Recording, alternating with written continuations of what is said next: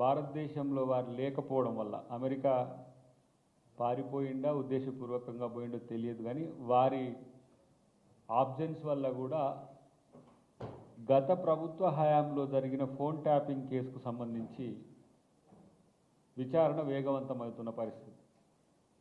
దాంట్లో ఎవరైతే బాధితులు ఉంటారో పార్టీలకు అతీతంగా తర్వాత సంఘాలకు అతీతంగా కూడా చాలామంది ఈరోజు మా పీసీసీ అధ్యక్షుడి నుంచి మొదలు పెడితే ప్రతి ఒక్కరూ సిట్ ముందు హాజరవుతూ వాళ్ళకు జరిగిన ఏవైతే అనుభవాలు ఉన్నాయో వాటికి సంబంధించిన వివరాలు జరుగుతున్న క్రమంలో ఇలా బీఆర్ఎస్ ఒక కౌంటర్ స్ట్రాటజీని వాళ్ళు ఎంచుకొని ఈ ప్రభుత్వం కూడా ఫోన్ ట్యాపింగ్ చేస్తుందని చెప్పి అలా ఒక ఆధారాలు లేని ఆరోపణలు చేసే ప్రయత్నం కేటీఆర్ రూపంలో చేసిండ్రు ముందు. ఇక ఆయన చెప్తే ఎవ్వరు నమ్మట్లేరు కాబట్టి గతంలో పోలీస్ అధికారిగా పనిచేసిన సోదరుడు మిస్టర్ ప్రవీణ్ కుమార్ గారిని రంగంలోకి దించిందిగా. ప్రవీణ్ కుమార్ గారు ఎవరయ్యా అంటే మళ్ళీ నా ఫోన్ ట్యాప్ అవుతుందని చెప్పి పదే పదే మీడియా ముందు మనోడు మొత్తుకున్న దాఖలాలు ఇక్కడ కనబడుతున్నాయి. నా ఫోన్ ట్యాపింగ్పై కోర్టులోనే తేల్చుకుంటా, ఐఫోన్లు హ్యాక్, నా ఫోన్ ట్యాప్ చేస్తున్నారు.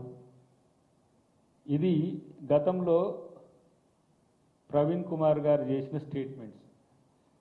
ఆయన ఈ సిట్ ముందు వచ్చి మీరు సమాధానం చెప్పుకోండి అని అంటే రావట్లేదు. గతంలో వారు చేసిన స్టేట్మెంట్స్ ఉద్దేశాన్ని దృష్టిలో పెట్టుకొని సిట్ తనకు పంపించి ఉంటుంది, కానీ దాని ముందుకు పోవట్లేడు. కానీ ఈ ప్రభుత్వం ఫోన్లు ట్యాప్ చేస్తుంది అని చెప్పి కొత్త ఒక ప్రతిపాదన లాంటిది ముందుకు తెచ్చిన పరిస్థితి. ఇది ఏంటంటే కేటీఆర్ ప్రాపగండా టీంలో ప్రధానమైన సభ్యునిగా మనోడు చేరినట్టుంది. నేను అనుకుంటున్నా కేటీఆర్ని అయితే ఎక్కడో ఒక దగ్గర చూపించాల్సిన అవసరం ఉందని పదే పదే మేము మొత్తుకుంటున్నాం. ఎందుకంటే ఆయన మానసిక స్థితి పదే పదే మారిపోతున్న క్రమంలో మనోడు కూడా ఆ బ్యాచ్లో చేరిండా, తనకు కూడా ఏమైనా మానసిక స్థితి బాగలేదా అనేది తెలుసుకోవాల్సిన అవసరం ఉంది.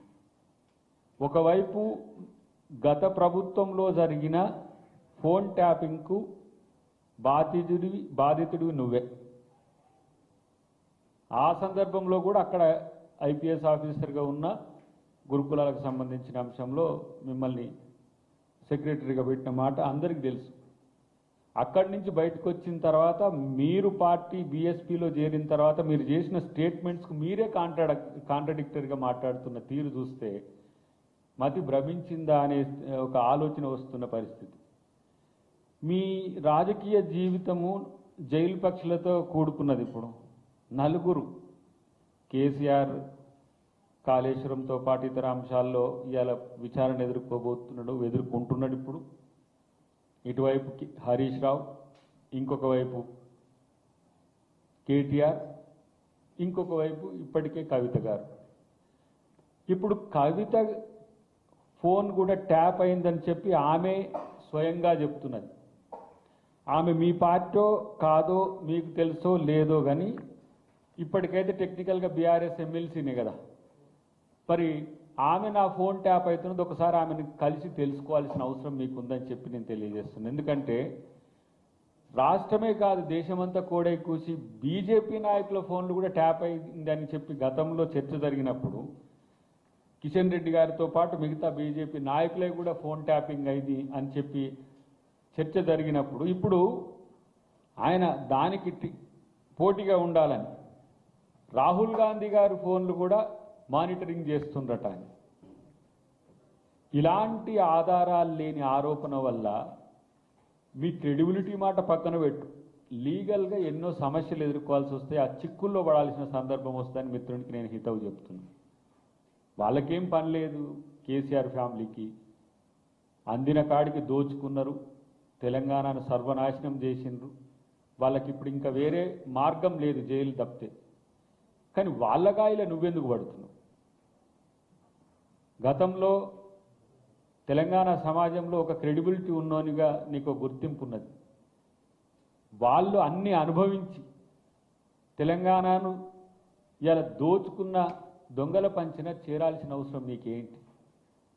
అక్కడ పార్టీలో జాయిన్ అయినంత మాత్రాన తప్పును తప్పుగా చూపే విఘ్నత ఎటుపోయింది?